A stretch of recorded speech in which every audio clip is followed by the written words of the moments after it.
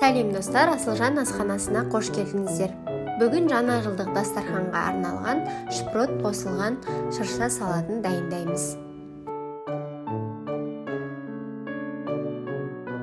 Алдымен ақ нанды 4 бұрышты етіп кесіп, 15 минутқа қызарғанша пешке жібереміз, немесе дайын қытырлақтарды пайдалансаңыз болады.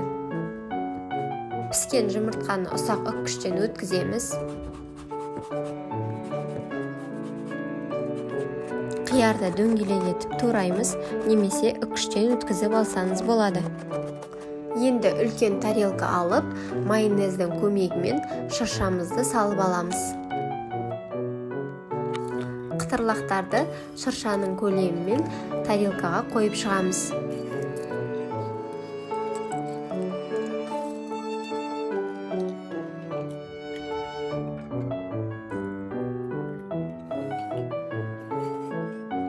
Қытырлақ тез жұмсарып кетпес үшін үстіне майонез жақпай, бірден балқытылған ірімшікті үккіштен өткіземіз. Балқытылған ірімшік үккіштен жақсы өткізілу үшін алдын ала мұздатқышқа салып алыңыз.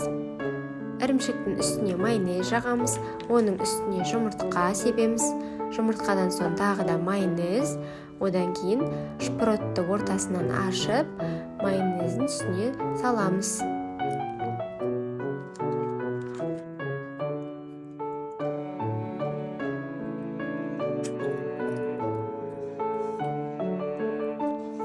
Шпроттан кейін тағы да майонез жағып, үстіне қиярды қойып шығамыз.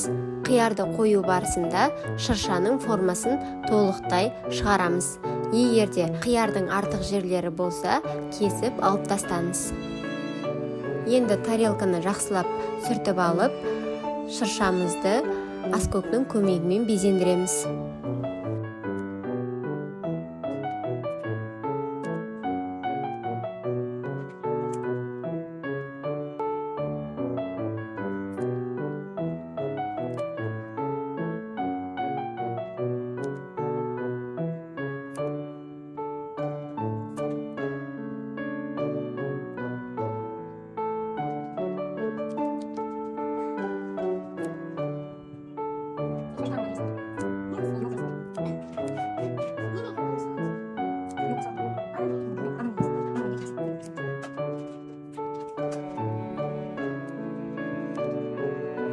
Қандай жаңа жылдық шырша ойыншықсыз болады? Әрине ешқандай. Сол себепті өзіңіз қалаған көкөністерді алып, шыршамызды әсемдейміз. Шыршаны әсемдеу үшін қызанақ, ірімшік және қара зәйтүнді пайдаландым.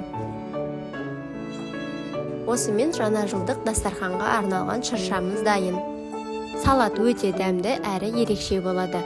Ал шпроттың арқасында аскөктің көптігі білінбей кетеді. Сіздермен бірге болған Асылжан, астарыңыз дәмді болсын.